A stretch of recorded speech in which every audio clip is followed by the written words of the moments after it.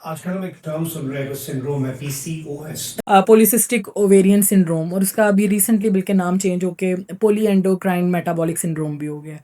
उसमें ये होता है कि एक तो हमारा लाइफस्टाइल है सबसे बड़ा उसकी इंडिकेशन। पाकिस्तान, आपको शायद पता है कि इस वक्त डायबिटीज़ में हम टॉप कर चुके हैं।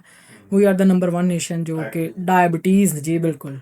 और वो लाइफस्टाइल है और फिर हमारी जीन्स है, वो हम जेनेटिकली कैरी कर रहे हैं। तो पीसीओस या पीसीओस था, पीमोस है, पॉली एंडोक्राइन मेटाबॉलिक सिंड्रोम, ये भी इसी तरह एक जेनेटिक है जिन फैमिलीज़ में रन कर रहा होता है। इसमें दो तीन चीज़ें होती हैं कि एक तो फीमेल थोड़ी सी आप कह लें कि ओबेसिटी की तरफ होगी, और पीरियड्स उसके रेगुलर होंगे, थोड़ा हर्सुटिज्म भी हो सकता है, और हेयर ग्रोथ यानी कि उसकी ज़्यादा होगी, पीरियड्स इरेगुलर होंगे, एक्नी होगी।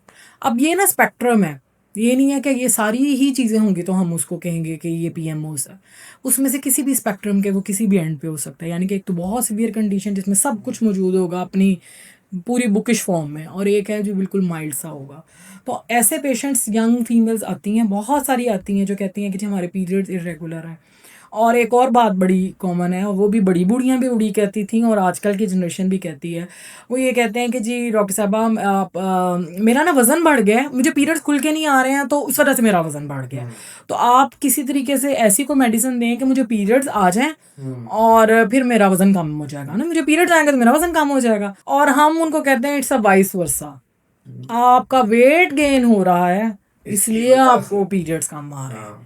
तो फिर हम उनको इसी बात पे लगाते हैं कि आपने वेट कम करना है तो आपके पीरियड्स रेगुलेट हो जाएंगे, और अपना लाइफस्टाइल अच्छा रखना है। दूसरा, लड़कियां, यंग फीमेल्स, नींद पूरी नहीं है, पूरी पूरी रात वो अगर मोबाइल्स या इस तरह की चीज़ों में लगी रहेंगी तो उनका तो स्लीप साइकिल ही डिस्टर्ब होगा। जब स्लीप साइकिल एक डिस्टर्ब हो जाएगा और साथ आपका हार्मोन भी सारा कुछ डिस्टर्ब हो जाएगा, तो फिर उनकी तरफ ये चांसेस बढ़ जाते हैं। फिर भी ये जो, लाइफस्टाइल सही होने वाली बात में स्लीप डिप्रिवेशन के अलावा और ये एंजाइटी, डिप्रेशन, जी ये चीज़ बिल्कुल, बिल्कुल, बिल्कुल, ये सारी चीज़ें शामिल हैं।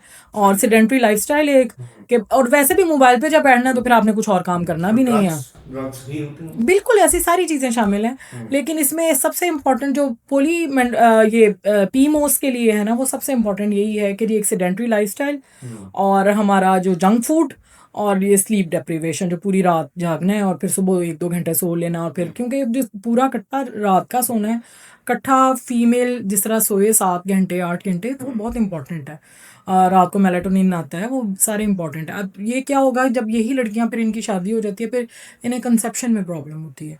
तो कुछ लड़कियां तो बहुत पहले आ जाती हैं यंग, पीरियड्स की रेगुलरिटी की वजह से। कुछ को पीरियड्स की रेगुलरिटी इतनी नहीं होती, लेकिन शादी हो जाती है तो वो फिर कंसीव नहीं कर पा रही होती हैं, तो वो आती हैं। तो ये तो मेरे ख्याल में मोस्ट कॉमन है कंप्लेंट अच्छा, जिसकी वजह से फीमेल्स आती हैं। बहुत ज़्यादा वेट गेन करना भी सिंड्रोम की वजह से, और बहुत ज़्यादा थिन हो जी जाना बिल्कुल, ऐसा भी है। मैंने कहा ना इस, बिल्कुल। हाँ, वो उनमें अंडर वेट होने की वजह से भी होता है। और अंडर वेट वाला जो पीमोस है वो मैनेज करना बल्कि मुश्किल होता है क्योंकि ओवर वेट वालों को तो हम लगा देते हैं ना इस पे कि आपने वेट रिड्यूस करना है, और वो वेट रिड्यूस करते हैं तो फ़र्क भी पड़ जाता है। लेकिन जिनको वेट पहले कम होता है उनको एक नॉर्मल वेट में लेकर आना और वो ज़्यादा मुश्किल हो जाता है।